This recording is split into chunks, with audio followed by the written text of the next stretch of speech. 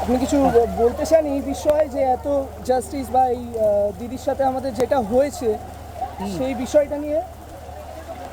দেখো, এই বিষয়ে বলার তো কিছুই নেই, কারণ যা ঘটেছে সবাই সেটা জানে, কিন্তু তার বিচার আমরা এখনও অবধি পাচ্ছি না।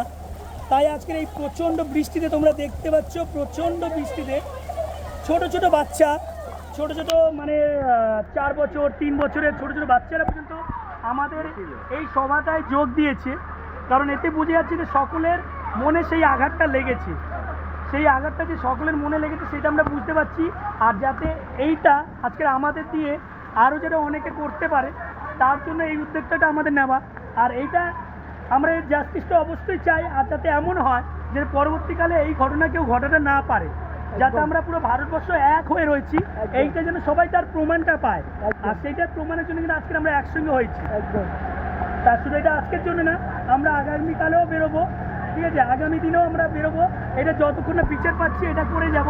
আর সবাই দোষীদের, সকল অপরাধীদের জানিয়ে দেবো যে আমরা আলাদা আলাদা নেই, আমরা সবাই এক আছি, এক ঐক্যবদ্ধতে রয়েছি। আমরা ভারতবাসী, আমরা ইন্ডিয়ান, আমরা সবাই এক হয়ে থাকি। একদম।